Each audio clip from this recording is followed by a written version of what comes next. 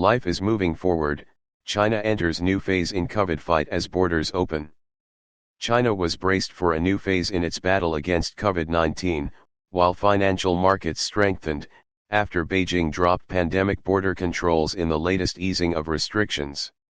The relaxing of the country's borders on Sunday was one of the last steps in the dismantling of China's zero-COVID regime, which began last month after historic protests against 3 years of pandemic rules.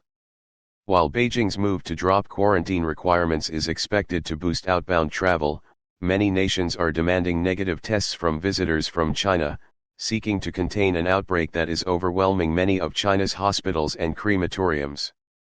Life is moving forward again, the official newspaper of the Communist Party, the People's Daily, wrote in an editorial praising the government's virus policies on Sunday, which it said had moved from preventing infection to preventing severe disease. Today, the virus is weak, we are stronger. China's state Xinhua news agency said the country had entered a new phase in its COVID response.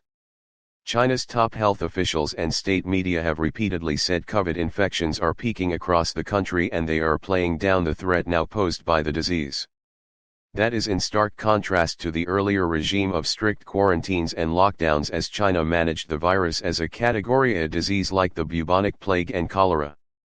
China's management of COVID was technically downgraded to Category B on Sunday, although many restrictions had been dropped weeks before. Subscribe our YouTube channel and click our bell icon for new videos. As a Category A disease like the bubonic plague and cholera. China's management of COVID was technically downgraded to Category B on Sunday, although many restrictions had been dropped weeks before.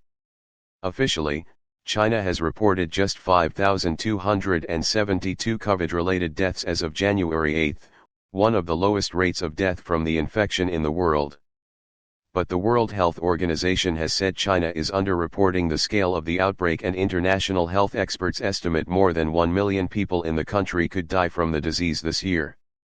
Shrugging off those gloomy forecasts, Asian shares lifted to a 5-month high on Monday as investors bet that China's reopening would help revive the $17 trillion economy and bolster the outlook for global growth.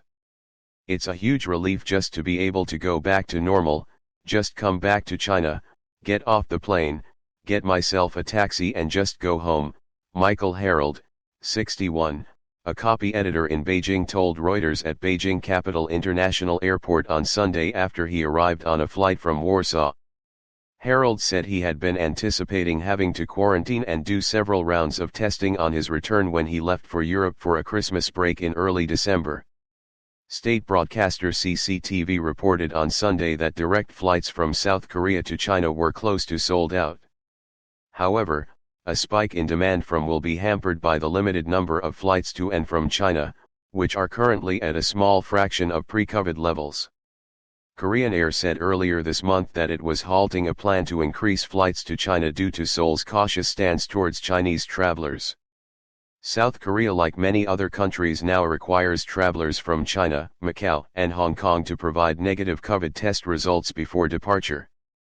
Flightmaster data showed that on Sunday, China had a total of 245 international flights, combining inbound and outbound, compared with 2,546 flights on the same day in 2019, representing a fall of 91%.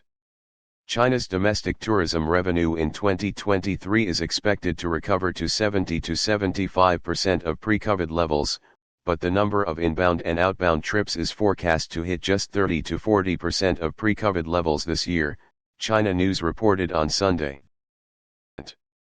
China's domestic tourism revenue in 2023 is expected to recover to 70 to 75% of pre-COVID levels, but the number of inbound and outbound trips is forecast to hit just 30 to 40% of pre-COVID levels this year, China News reported on Sunday. Subscribe our YouTube channel and click our bell icon for new videos.